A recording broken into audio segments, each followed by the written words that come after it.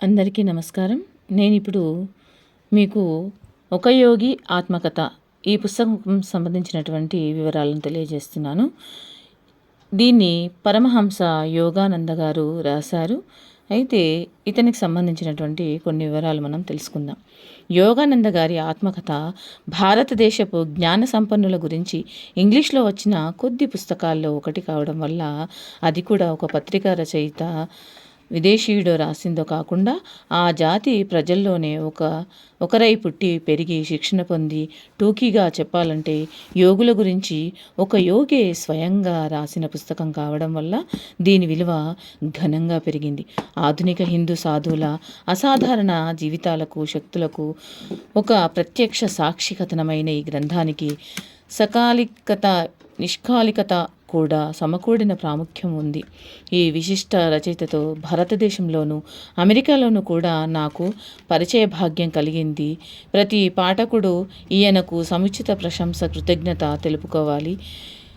అసామాన్యమైన ఈయన జీవిత వృత్తాంత గ్రంథం హైందవ మనస్సును, హృదయాన్ని, భారతదేశపు ఆధ్యాత్మిక సంపత్తిని లోతులు తరిచి బహిర్గతం చేసింది. ఆ మాదిరి గ్రంథాల్లో ఇది అత్యుత్తమమైనది, నా నిశ్చిత అభిప్రాయం అని అనుకుంటున్నాను. ఇటువంటి పాశ్చాత్య దేశాల్లో ఇంతవరకు ఎన్నడూ ప్రచురితం కాలేదు.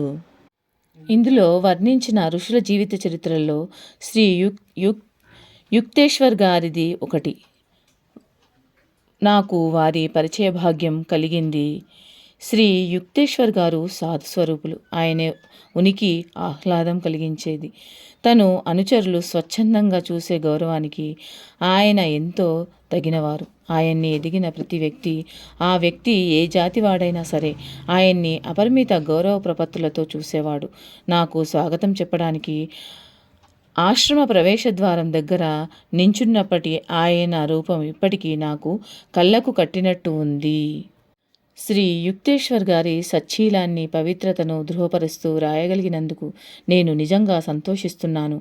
ఆయన శిష్యులు పరమహంస యోగానంద గారు ఇప్పుడు యుగయుగాల వారి కోసం ఆయనను గురించి అభివర్ణించారు.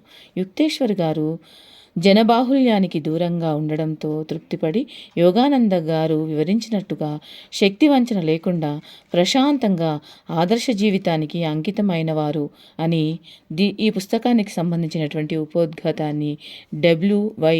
ఈవాన్స్ వెంచ్ గారు మనకు అందించారు.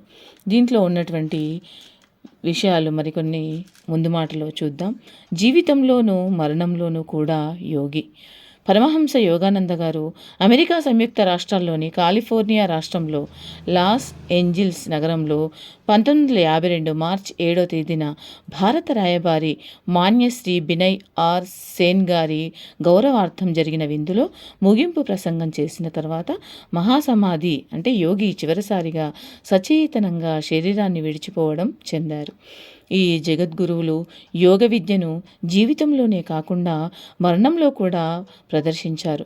ఆయన చనిపోయిన కొన్ని వారాల తర్వాత కూడా ఆయన ముఖం అమరత్వం అనే దివ్య తేజస్సుతో ప్రకాశించింది. ఒక్కొక్క రోజు గడుస్తున్న కొద్దీ పరిశీలనలో ఉంచిన ఈ శరీరంలో మార్పేమీ రాకపోవడంతో మా ఆశ్చర్యం పెరుగుతూ వచ్చింది. యోగానంద గారి శరీరం అద్భుత నిర్వికార స్థితిలో ఉన్నట్టు కనిపించింది. ఏ సమయంలోనూ కూడా ఆయన శరీరం నుంచి దుర్వాసన వెలువడలేదు.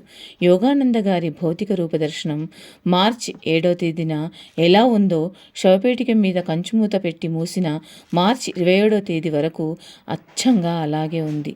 ఆయన చనిపోయిన నాటి రాత్రి ఎంత తాజాగా, ఎంత నిర్వికారంగా కనిపించారో మార్చి 27న కూడా అలాగే కనిపించారు. ఆయన దేహం అసలు కంటికి కనిపించే శారీరక విఘటవానికి గురి అయిందని చెప్పడానికి మార్చి 27న ఏ దాఖలా కనిపించలేదు. ఈ కారణాల వల్ల పరమహంస యోగానంద గారి వృత్తాంతం మా అనుభవంతో అద్వితీయమైనదని మళ్ళీ చెబుతున్నాం. ఈ పుస్తకం మనం చదువుకోవడం వల్ల, వినడం వల్ల శరీరం కన్నా మనస్సుకు మనస్సు కన్నా ఆత్మకు ఆధిక్యం ఉందని నిరూపించడం కనిపిస్తుంది. చెడును మంచితోనూ, విచారాన్ని సంతోషంతోనూ, క్రూరత్వాన్ని దయతోనూ, అజ్ఞానాన్ని జ్ఞానంతోనూ జయించాలని మనకు అనిపిస్తుంది. విజ్ఞాన శాస్త్రానికి, మతానికి ఆధారభూతమైన సూత్రాల ఏకత్వాన్ని అనుభూతం చేసుకొని దాని ద్వారా ఈ రెండింటిని ఏకం చేయగలము అనేటటువంటి విశ్వాసం కలుగుతుంది. మరియు మానవ జాతిని విస్తృతమైన తన ఆత్మగానే గ్రహించి సేవ చేయడం అనేది ఉండాలని మన ప్రతి ఒక్కరి మనస్సులో భావాలు ఉవ్విళ్ళూరుతాయి. కాబట్టి దీనికి సంబంధించినటువంటి అధ్యాయాలను నేను తర్వాత వీడియోలలో తెలియజేస్తాను. మొత్తం 49 అధ్యాయాలు ఉన్నాయి. ఒక యోగి ఆత్మకథ పుస్తకంలో మొత్తం 49 అధ్యాయాలు ఉన్నాయి. ఒక్కొక్క రోజున ఒక్కొక్క అధ్యాయంను వీడియోగా అప్లోడ్ చేస్తూ ఉంటాను. అందరూ వినడానికి ప్రయత్నం చేయండి.